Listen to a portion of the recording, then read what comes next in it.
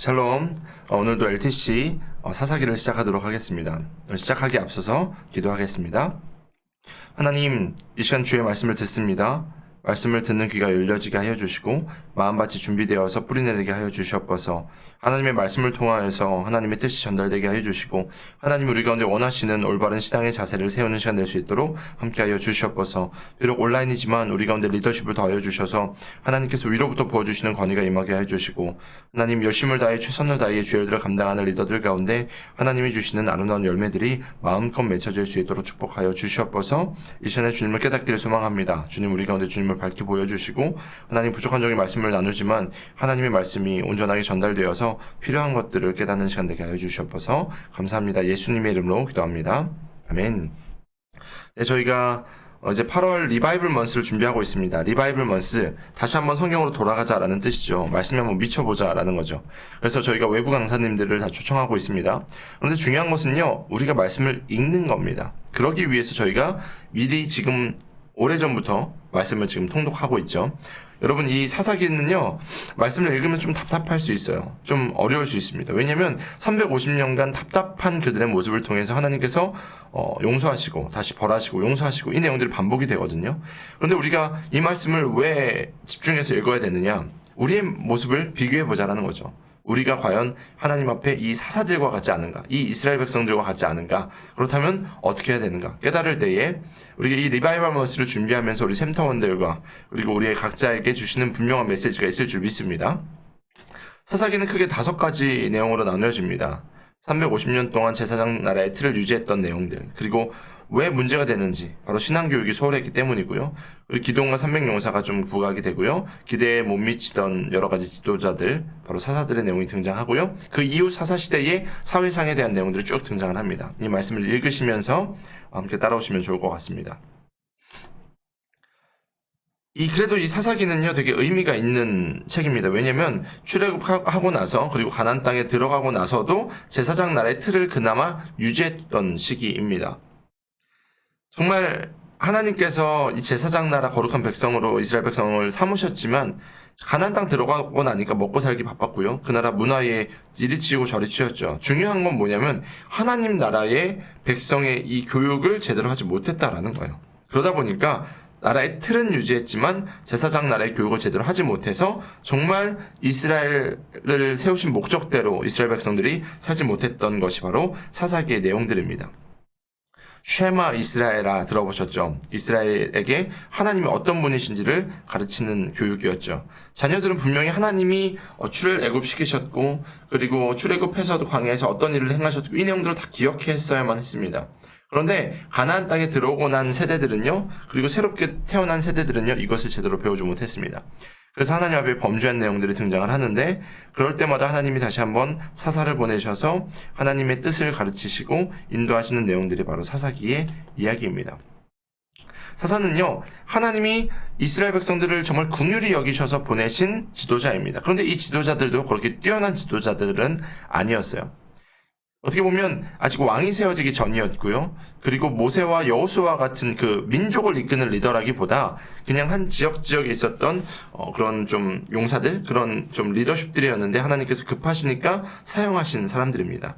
그래서 재판관으로 쓰임받기도 하고요. 군사로 쓰임받기도 하고 이런 내용들이 등장하지만 가만히 읽어보시면 하나님의 사랑을 저희가 느낄 수는 있지만 멋있는 리더십을 저희는 거의 찾아볼 수 없습니다. 그만큼 이 350년은 암울한 시기입니다.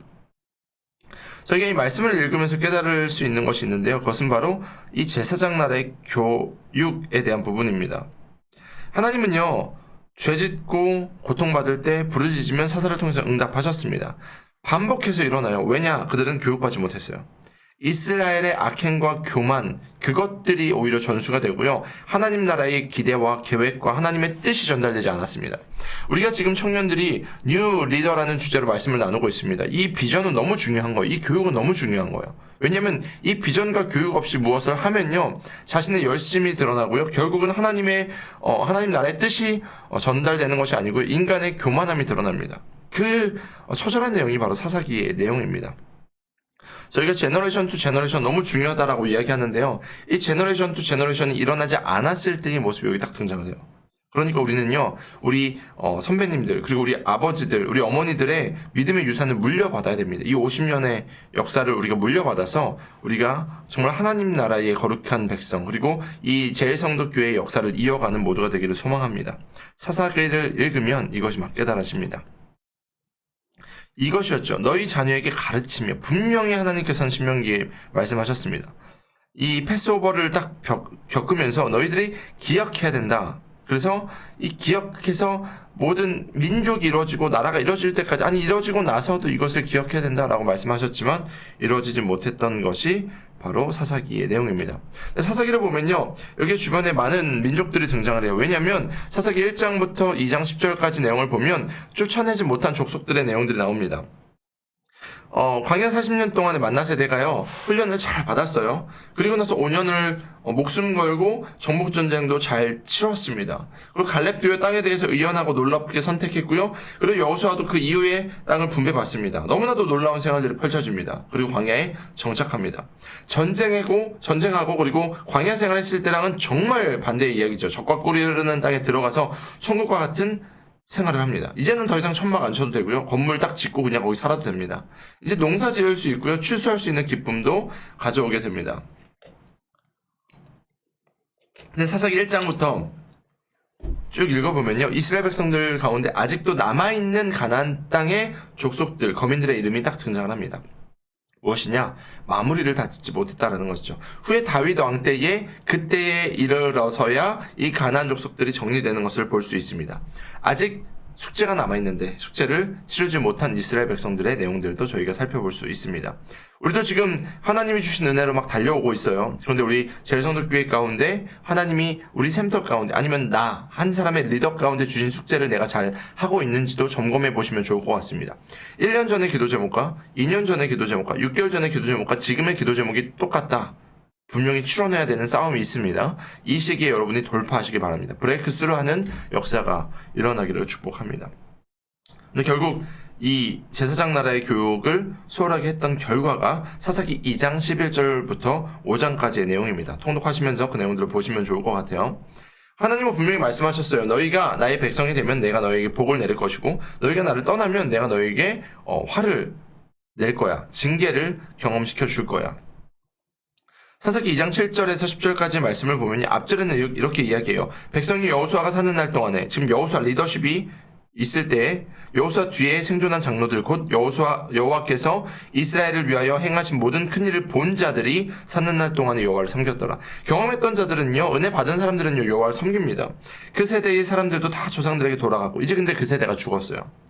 신앙교육이 이어졌어야 됩니다. 제너레이션 투 제너레이션 이뤄졌으면 다음 세대, 자녀 세대들도 분명히 복을 누렸을 텐데, 말씀해 보면 이렇게 이야기합니다. 그 후에 일어난 다른 세대는 여호와를 알지 못하며, 뭐라고요? 여호와를 알지 못하며 여호와께서 이스라엘을 위하여 행하신 일도 알지 못하였더라. 이것은요, 리더십들의 부재입니다. 리더십들이 분명하게 가르쳤어야 됩니다. 바로 가정의 리더인 부모였습니다. 이것을 가르치지 않으니까, 신앙의 계승이 일어나지 못하니까 하나님의 나라의 거룩한 백성이 그 놀라운 유산을 물려주지 못하게 된 것이죠. 만나 세대 자녀들 세대는요, 안타깝게도 제사장 나라의 문화가 너무나도 약화됐고요, 가나안 그 지역의 문화를 따르기 시작합니다. 하나님이요, 이들을 깨닫게 하기 위해서 징계하시고 용서하시고 이것이 되풀이되는 게 350년 동안의 이야기가 바로 사사기의 이야기입니다. 왜냐하면 레위기 이 26장의 내용들은요, 하나님이 약속하신 내용이었어요. 18장부터 20절까지 내용 제가 읽어드릴게요. 또 만일 너희가 그렇게 되어도 내게 청종하지 아니하면 너희의 죄로 말미암아 내가 너희를 7배나 더 징벌하리라. 내가 너희의 세력으로 말미암은 교만을 꺾고 너희의 하늘을 철과 같게 하여 너희 땅을 놋과 같게 하리니 너희의 수고가 헛될지라. 땅은 그 산물을 내지 아니하고 땅의 나무는 그 열매를 맺지 아니하리라. 토지를 멸하시고 그리고 먹을 것을 남겨주지 않겠다. 흉년을 주겠다라고 얘기하셨죠. 하나님은 사랑의 하나님이십니다. 하지만 하나님을 떠난 백성들은 하나님의 사랑이 없이 부요한 것은 저주와도 같아서 하나님은 차라리 이 어려움을 통해서 하나님께 돌아오도록 하나님께서 징계를 주시겠다라고 말씀하신 것이죠. 그런데 이것을 하지 않았을 때 2단계 수탈에 대한 내용도 26장 23절에서 26절까지 내용인데 제가 읽어드릴게요. 이런 일을 당하여도 너희가 내게로 돌아오지 아니하고 내게 대항할진대 나도 너희에게 대항하여 너희의 죄로 말미암아 너희를 7배나 더 치리라. 내 칼을 너희에게로 가져다가 언약을 어긴 원수를 갚을 것이며 너희가 성읍에 모일지라도 너희 중에 연병을 보내고 너희를 대적의 손에 넘길 것이며 내가 너희를 의뢰한 양식을 끊을 때에 열인이 한 화덕에서 너희 떡을 구워 저울에 달아주리니 너희가 먹어도 배부르지 아니하리라. 이것입니다. 수탈당하게 할 것이다 라고 말씀하십니다. 그런데요, 이 내용이 사사기에 등장합니다. 사사기 2장 3장 쭉 나오죠. 실제로 하나님을 떠나자 하나님이 1단계의 징계와 2단계의 징계를 하십니다. 그러면서 포인트가 뭐예요? 돌아오라 기억했으면 돌아오라. 그런데 그들이 기억하지 못하니까 그냥 어려운 일만 당하게 되죠. 그러자 하나님께서 또 긍휼을 베푸셔서 사사를 보내시죠. 그 내용들이 바로 사사기의 이야기입니다. 하나님께서요, 이스라엘 백성들에게 3대 절기를 세워두셨습니다. 6월절, 초막절, 7.7절. 저희가 알고 있는 3대 절기입니다. 이 절기를 잘 지켰더라면, 이 절기만 잘 지켰더라면, 하나님 말씀을 계속해서 기억하고 모여서 예배드리는 이것만 잘 지켰어도 이스라엘 백성들이 이 어려움을 겪지 않았을 겁니다. 350년 긴 세월 동안요. 근데 이들이 가나안 땅에 들어가서 풍요로움을 누리고 가나안의 문화를 접하고 하나님을 떠나자 이것을 지키지 않았다는 거죠. 예배에 소홀해졌다는 거죠. 결국 하나님은 그들을 벌하십니다. 포인트는 뭐예요? 우리가 지금 2주간의 온라인 예배를 드리는 이 시기가요, 우리의 신앙을 점검하는 너무나도 중요한 시기고 돌파의 시기입니다. 반대로 하나님을 온전히 예배드리지 못하면 지금까지 쌓아놓은 우리의 놀라운 은혜들도 다 잃어버릴 수 있다는 것이죠. 하나님의 경고의 메시지이자 하나님의 교훈의 메시지입니다. 반대로 우리가 하나님을 쫓으면 모두가 다 넘어지는 이 시기에 돌파가 일어날 것이고 하나님 나라의 거룩한 백성의 놀라운 은혜를 우리가 누리게 될 것이다 라는 것을 기억하시기를 소망합니다.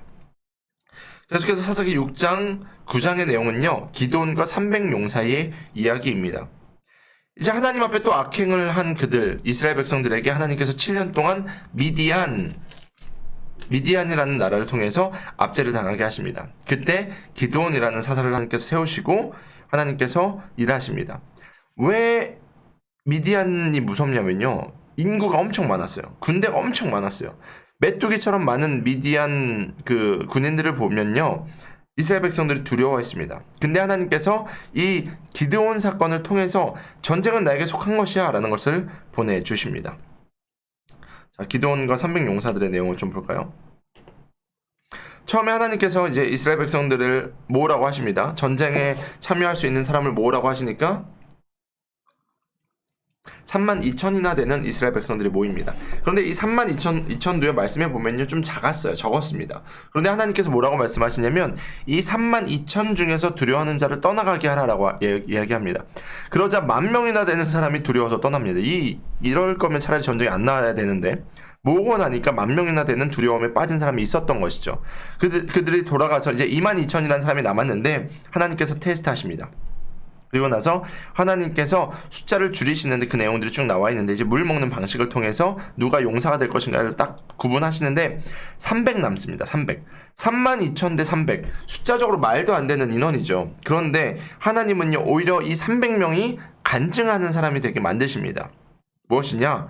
32,000도 이기지 못할 싸움을 300이 이기게 하시겠다라는 것입니다. 이게 바로 하나님이 일하시는 방식이다라는 거죠. 지금 우리 청년 공동체 리더십들, 제가 더 많은 인원이 필요하고 더 많은 용사들이 필요하지만 여러분 한 사람 한 사람이 귀하다고 말하는 이유가 여기 있습니다. 왜냐면 하나님이 여러분을 통해서 싸우시기 때문입니다. 300의 용사들은요, 횃불과 나팔을 불 때에 싸움을 탁 치렀을 때에 겨우 이 300명이라는 사람이 미디안의 군대를 다 이겨냅니다. 오랜만에 이스라엘 백성들에게 평화가 찾아옵니다. 뭐예요? 하나님이 전쟁의 주인 되신다라는 것을 다시 한번 이스라엘 백성들에게 보여주기 위함이었습니다. 그런데 이 기드온조차도 마지막 말년이 좋지 않아요. 동족을 무참히 죽이는 내용들이 7절에 나와 있고요. 그런 내용들이 결국 사사기의 내용들입니다. 사사들은요, 우리가 생각하는 것처럼 그렇게 뛰어나고 아름답고 위대한 리더십이 아니었습니다. 여러분이 훨씬 더 뛰어난 리더들입니다. 하나님의 말씀을 알고 있죠. 하나님의 방식을 깨닫죠. 그런데 그러지 못했던 리더십들이 어떠한 우를 범하는지도 성경은 계속해서 이야기합니다. 마치 이런 오마주가 일어나죠. 성경을 읽다 보면요, 참 재밌는 내용들이 많이 있습니다. 하나님은 결국 전쟁은 나에게 속했다라는 것을 보여주기 위함이었습니다.